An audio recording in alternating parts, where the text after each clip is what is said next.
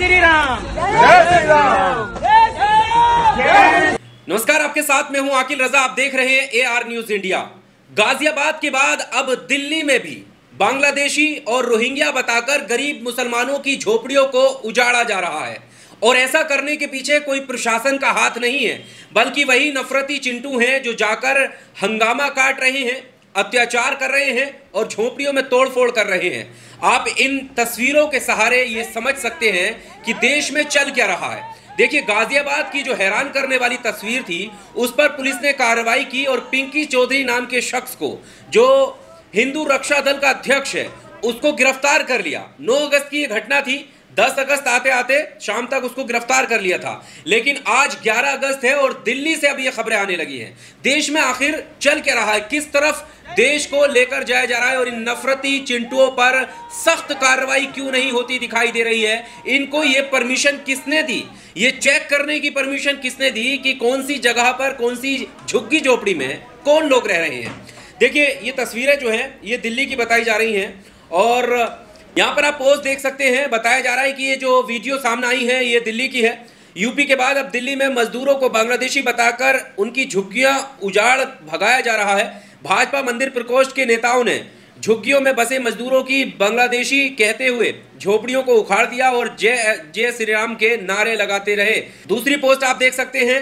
मंदिरों के पास रोहिंग्या मुसलमानों के कब्जे का आरोप लगाते हुए हिंदू चरमपंथियों ने JSR का नारा लगाते हुए झुग्गी झोपड़ियों में तोड़फोड़ की है।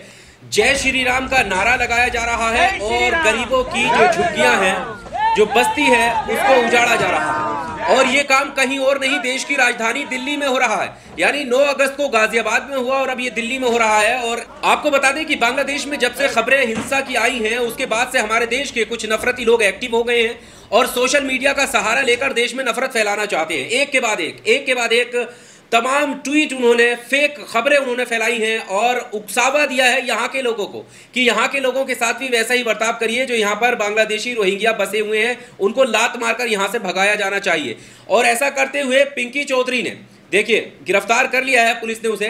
पिंकी चौधरी ने किस तरह की वारदात को अंजाम दिया, ये गाजियाबाद की तस्वीरें हैं। और अब जो हम तस्वीरें ये रख रहे हैं, ये आप तस्वीरें देखिए, ये दिल्ली की हैं। यानी गाजियाबाद के बाद अब दिल्ली में ऐसा हो रहा है और अभी पता कुछ नहीं। अगर प्रशासन इसको सख्ती से नहीं लेता है, कार्रवाई इन पर नहीं करता है, तो ये देश के अलग अलग इलाकों में भी ऐसा होता हुआ नजर आएगा। तो क्या अब देश की जिम्मेदारी जो है वो इन नफरती चिंटुओं ने ले ली है कि ये किसी के भी घर पर जाकर उसकी झुग्गी झोपड़ी को, उस गरीब की, उस मजदूर की उजाड़ देंगे?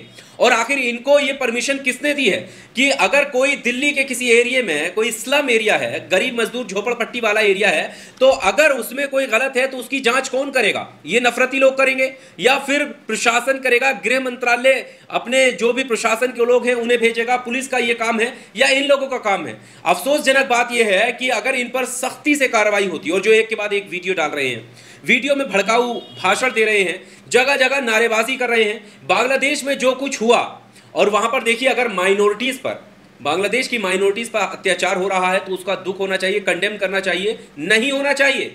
हमारी सरकार उस पर फैसला लेंगी कि सरकार का जो स्टैंड रहेगा देश की तरफ से, वही हमारा रहेगा।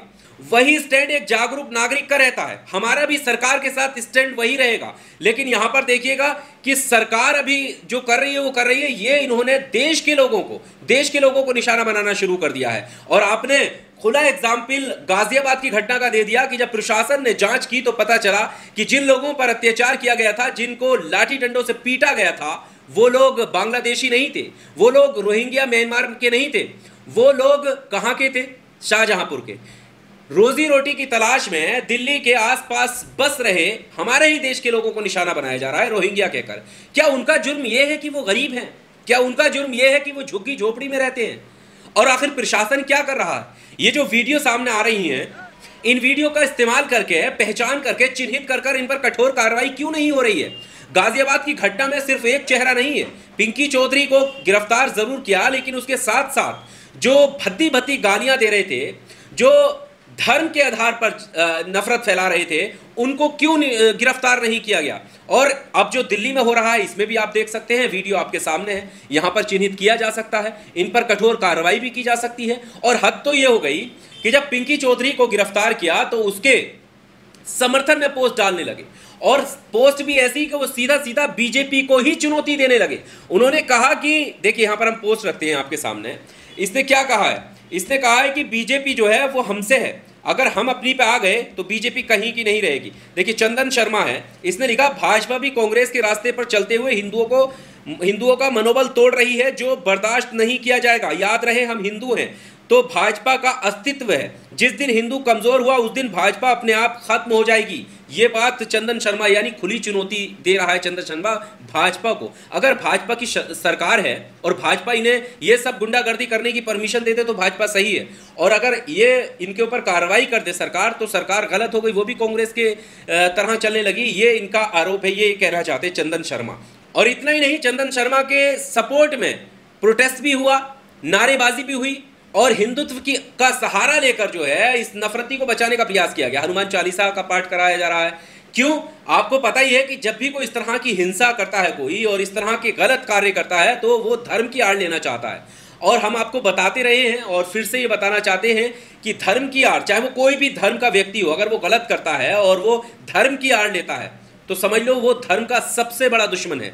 चाहे फिर वो इस्लाम धर्म से ताल्लुक रखने वाला हो, सिख धर्म से ताल्लुक रखने वाला हो, या फिर हिंदू धर्म से, सनातन धर्म से ताल्लुक रखने वाला हो। यहाँ पर जो इनका काम आप देख रहे हैं, आपको लगता है कि ये सनातन में विश्वास रखने वालों का काम है कि किसी गरीब की जाकर झुग्गी झोपड़ियों को तोड़ दो, उनको लाठी डंडों से पीटो, उनको रोहिंग्या मुसलमान के हमारे ही देश के लोगों को रोहिंग्या मुसलमान और बांग्लादेशी बताकर खदेड़ो। और अफसोसजनक बात यह है कि प्रशासन क्यों इन पर सख्त कार्रवाई नहीं कर रहा। ये देश में नफरत फैलाना चाहते हैं, देश को हिंसा की आग में झोंकने का पूरा प्रयास में लगे हुए हैं, उसके बावजूद भी इनके ऊपर कोई कठोर एक्शन नहीं हो रहा।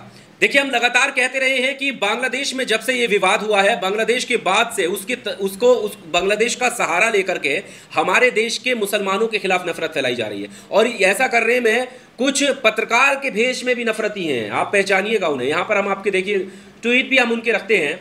वो पत्रकार के भेष में नफरत फैलाते हैं, उकसावा देते हैं हिंदुओं को कि हिंदू जागो वरना ये आपको भी नहीं छोड़ेंगे, आपकी भी मेहनत की कमाई इसी तरह लूटी जाएगी। जबकि सब फेक न्यूज़ के आधार पर ये सब कुछ किया जा रहा है। और सीधी सी बात है, अगर कहीं भी कुछ है तो सरकार के साथ रहने की ज़रूरत है ना।